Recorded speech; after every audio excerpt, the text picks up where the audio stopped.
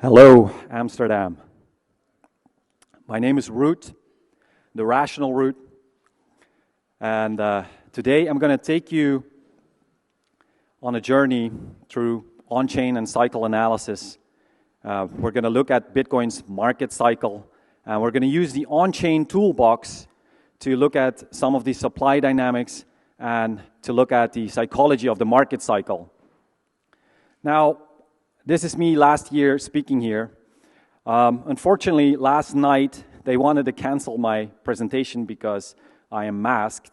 I prefer to remain private, anonymous, and so we had to come up with some solutions. So I wasn't able to wear a mask, and so I hope you don't mind that I'm not turning my back on you. It's the only way to not wear a mask and remain private. Now, it's an easy route to sacrifice security or to sacrifice privacy for security.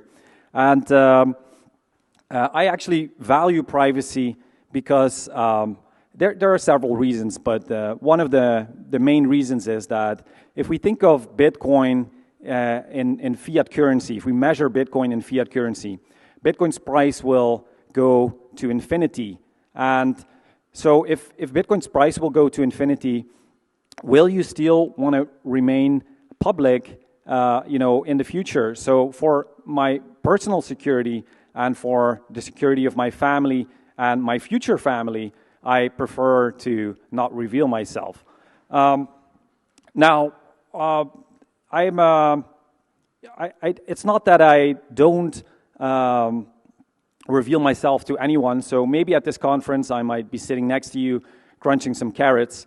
But in this presentation we're going to crunch some numbers. So let's get right to it. So if we look at the Bitcoin blockchain, and here we have a view, we start at block 99 and we go all the way till today to block 800,100. Now if I held a coin since block 100, nobody actually knows that I hodled that coin for 800,000 blocks. Now, as soon as I sell or if I transfer that coin, there's actually a sign of life to that coin, and it reveals that that block was hodled for 800,000 blocks. Now, this is also true if I only hodl a block if I only hodl a coin for 2 blocks. So, and the cumulative sum of these blocks that are hodled and that are actually that show this sign of life, this is an on-chain metric that is called liveliness. Now, liveliness, a high value of liveliness means that a lot of old coins come back to life, or a lot of coins come back to life, and in particularly the high value means a lot of old coins come back to life. And the low value of liveliness means that the coins on chain are not really moving. Now, we're going to look at some of the supply dynamics here. And so imagine the circulating supply of Bitcoin. So if we plot the circulating supply of Bitcoin, we can see that we currently have 19.5 million coins in circulation. Now, we know that there's a hard cap of 21 million coins. So the remaining 1.5 million coins will be mined over the next 100 years. Now, with each halving, the supply issuance gets cut in half. So this curve that you can see is flattening out. And so pre-halving 1, 50% of Bitcoin supply was mined. And between halving 1 and 2, it's 25% of Bitcoin supply that was mined. And another 12.5% between halving 2 and halving 3. And it keeps on going, and so it flattens out. Now, let's use our metric liveliness on this circulating supply. You can see that each halving, by the way, each halving takes 210,000 blocks. So at the x-axis, you can see the years and the time in block time. Now, let's plot our liveliness metric into this circulating supply. Now, we can divide the supply into 2 categories. Now, one is the active supply, and the other one is the non-participating supply. Well, why is it non-participating? It's because those coins, they don't move on chain. And so many of these coins from this non-participating supply come from this 2009, 2010 era where Bitcoin didn't really have a price yet. So a lot of these coins are lost, and this also includes the million coins that belong to Satoshi, who are very unlikely to move. So this non-participating supply does not actively take part in Bitcoin's price discovery. So the active supply, on the other hand, is the supply that's responsible for Bitcoin's price discovery. So we're going to zoom in to that active supply, because that non-participating supply we can kind of ignore. Now, the active supply, instead of having 19.5 million coins previously, we now are down to 12 million coins that are kind of in circulation, that are actively responsible for Bitcoin's price discovery. Now, this active supply is built up from all kinds of liquidity levels, so from very illiquid supply to very liquid supply. So we're going to try and divide this active supply further by looking at HODL behavior. Now, if we think of the hodlers of Bitcoin, we can actually divide that active supply further into the following two categories. There's actually two ways to measure HODL behavior on chain, or two main ways to measure HODL behavior on chain. And one is through time, so by looking at the age of coins. So in particular, if coins are old, they are likely to belong to these long-term holders. They belong to the group of hodlers. Another way is to look at spending behavior. So we can identify the entities that are on chain, and those entities have a spending behavior. So if an entity spends less than 25% of their holdings, they are classified as illiquid, and they are very likely a person or an entity that is a hodler. Now, so we can divide this supply further into the two categories: illiquid supply and a supply that is available for trade, that remains. Now, let's discuss a little further this illiquid supply. So for that, we're going to now plot the price information of Bitcoin. And we see those black dots in the price line. Those are the all-time highs that are being made.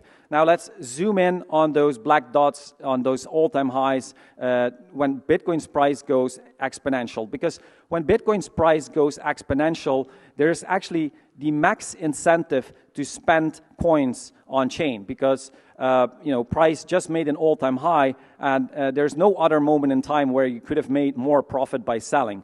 So we can actually see that those green zones that I highlighted here, they correlate with these spikes in illiquid supply. Now, actually, the group of hodlers, they in general, they only stack sats, but only during such moments of exponential price increases, they tend to sell off some of their coins.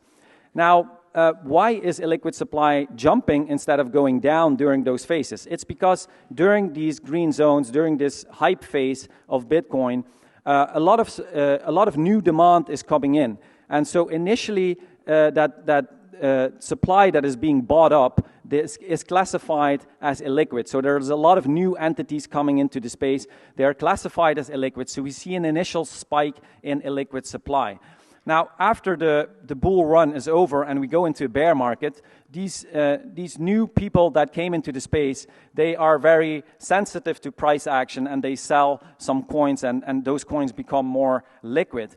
But during that whole phase, we can see that the trend of illiquid supply is actually a linear trend. We kind of keep on going. We move up in illiquid supply in a linear fashion, and during such a bull market, we see a short spike in illiquid supply, but then kind of fall back to that baseline of hodlers that are kind of stacking sats and make the supply illiquid. Now, all this to say that illiquid supply is actually in a linear trend, as you just saw. And the new supply issuance, which we showed before as well, is diminishing with every halving. So let's now look at this available supply for trade that's left. And we can actually see that since the third halving, the available supply for trade that remains, that is shrinking. Now, this is kind of logical, because the growth rate of illiquid supply has been outpacing new supply issuance due to the fact that illiquid supply grows in a linear fashion and the new supply issuance gets cut in half with every halving. And we're actually not far away from the next halving, which is at block 840,000. Now, why did we not see a supply shock of any sort? And there's actually three reasons for this. And the first reason is that we're still relatively high as is. We can see that the maximum available supply for trade was around that 5 million coins, and we're not far off from that to begin with.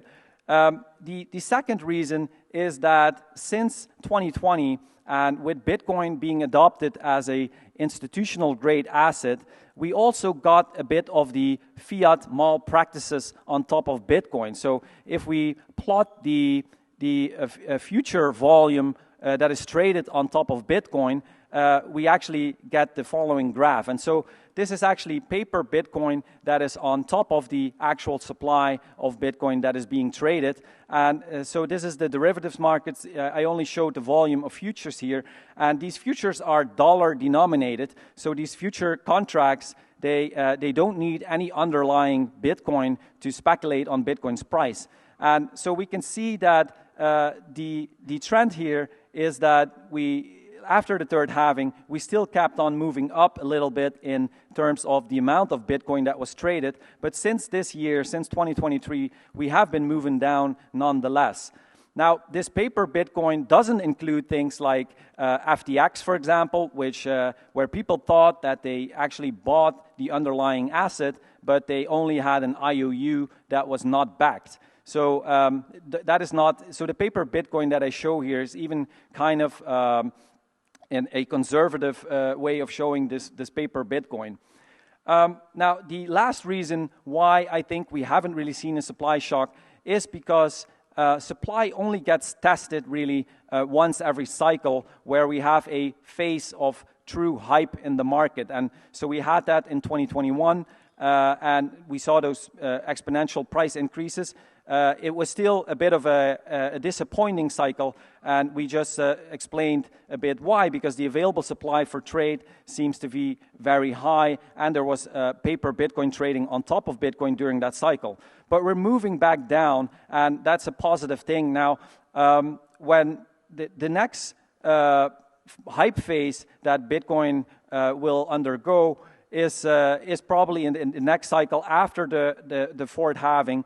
And that will really be a true test for this decreasing supply again. So I wonder what we will see there. Now, the next question then becomes, when can we expect a new hype phase in Bitcoin? And for that, we're going to have to look at the psychology of the market cycle. And you might all know this graph. This is the Wall Street cheat sheet. It covers all the phases that one goes through in a market cycle. And we can see that the price is color-coded as well. So there's these green colors for euphoria and these red colors for capitulation or depression. And so we're going to apply this chart to Bitcoin. And so we're going to think about what is the best way to apply this chart to Bitcoin, and what is the best way to apply these different phases to the Bitcoin market cycle. And so that's the next topic that we will discuss. And for that, we need to open up our on-chain toolbox once more. And we're going to use an on-chain metric. And I just explained that if a coin gets spent, we can actually see the age of a coin, so we know that this is an old coin. Similarly, we can identify the young coins. Now, young coins, or people that have been in the market for a short time, they are much more susceptible to price action. Because they might buy some Bitcoin and they might be immediately at a loss, and then so they're sensitive to any price action that is going on. Now, we can also look at the purchase price of this coin and the sell price of that coin. And this allows us to actually look at the average purchase price for these short-term holders. And now we have our metric, the short-term holder cost basis, or the short-term holder average purchase price. And this is a very useful metric, because if we look at the price chart once more and we plot our short-term holder average purchase price in there, we can see that during a bull market, we actually we find ourselves above the average purchase price, meaning that the short-term holders are in a profit. And during a bear market, we are below the average purchase price of these short-term holders, and that means that that they are at a loss. Now, the distance that we find ourselves above or below the short-term holder cost basis is also interesting because it shows how much these short-term holders are in profit or at a loss. And so imagine we flatten out this short-term holder cost basis and we actually look at the distance of price above or below that short-term holder cost basis, and we can look at that distance in terms of standard deviations. And this allows us to actually color code our price info, and we can see those dark green colors which identify that price is substantially above the short-term holder cost basis, and those dark red colors when we are severely below the short-term holder cost basis. And this allows us to now have a color-coded price info based on this on-chain metric. Now we're going to use this color-coded price in the following chart because Bitcoin moves in a 4-year cycle. And what chart is better than a circular chart to show Bitcoin's cycle? So each rotation in this circular chart is a time period of 4 years because Bitcoin moves in a 4-year period. And so we start in the top at 2009, we move to 2010, 11, 12, 13, and we keep on going all the way to today. And the price info on this chart is actually shown by each ring in this chart. So we start at a cent in the very center, and then we move with a tenfold increase every ring from $1 to $10 to $100, and the most outer ring is $10 million. Now, let's plot our price info. So we start at January 3rd, 2009, when Bitcoin launched at the Genesis block, and we're going to plot the Bitcoin's price into this chart. And you can see no price info yet because in 2009, Bitcoin didn't have a price yet. We are in the first cycle now. And it was actually not until the late 2010, here you can see Bitcoin's price start moving from the center and we immediately jump above that $10, after which we have a severe drop and we make a bottom for that cycle. We're now already in the year 2012 and we get there. That blue dot that that's just showing is the halving, which causes this supply shock and it causes an increase in price. Now we are in the year 2014 already. We had a peak at the end of 2013, and we make a bottom now there at the beginning of 2015. And so we keep on rotating, and we now see actually some more neutral price action. And we now have a next halving there, that blue dot again, and we move into the third cycle now. We are in the year 2017, and we make a peak at the end of 2017 there. Now, let's pause the chart for a second, and we can actually see that we have two peaks around that same area at the end of the year every 4 years. And so we could identify this as the euphoria phase. So here we see the euphoria phase that we added. And if this is the euphoria phase, then we can also actually start identifying the other phases. And so after euphoria actually comes complacency, where people think that we just need to cool off a little bit. And so let's start adding in these other phases. So we can actually now see that we move to complacency, to denial, and people start then panicking. Why is everyone selling? And then we move into the capitulation phase where people cannot afford any more losses and they capitulate, and we make a bottom at that phase. And then we move into the depression where people become a bit angry. And then we move into stagnation. So the price is kind of going sideways, we're stagnating. We get the disbelief phase where people start also doubting soon after. And then there's actually some hope because the halving happens and we move into the next phase where people become a little more calm because the price went up a little bit and they become more optimistic. And then they really start believing again in Bitcoin and they really think like it's time to invest. And then we get a small intermission which is followed by thrill, where everyone thinks, I got to tell everyone to buy, this is amazing. And then we feel like a genius and we make a cycle peak at 69K there and we move back into complacency and it starts all over, denial, and we move again back into the panic. Why is everyone selling? And where we felt like a genius in the euphoria phase, we now feel like an idiot at the depression phase.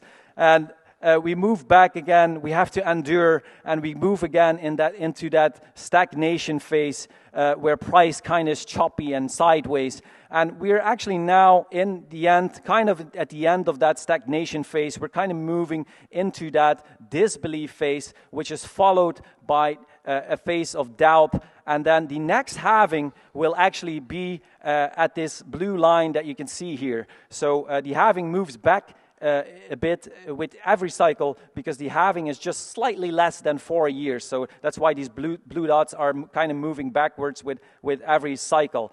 Now, the next halving is less than 6 months away, and so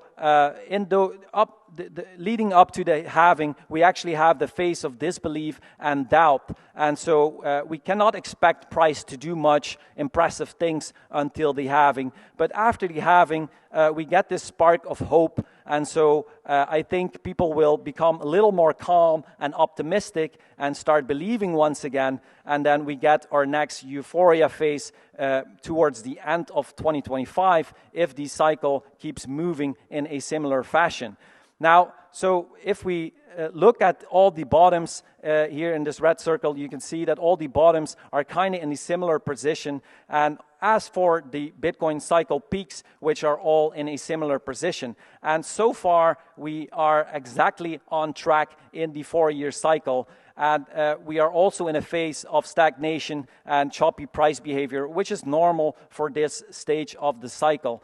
So we will see if the next euphoria phase will do something to the limited supply that is available for Bitcoin. And I want to mention one note of cautious, to be a little cautious about the current macro environment, because we are in insane times in the world. I think the world is more volatile than it has been in the last 10 years of Bitcoin's existence. And so the macroeconomic landscape is a bit crazy at the moment, and so we will have to look at all the indicators if we keep on track in the 4-year cycle. But so far, there is no deviation yet, and we are actually exactly on track in that 4-year cycle. So I hope you found this analysis useful.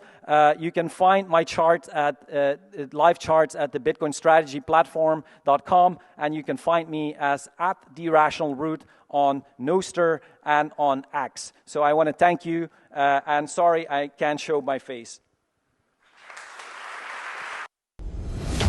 Thank you, Miami, for the last 3 years in this amazing city. The whole world shut down, but Miami welcomed us with open arms. We want to show Bitcoin to the whole world. We are taking the conference on the road to set the stage for Bitcoin in a new city.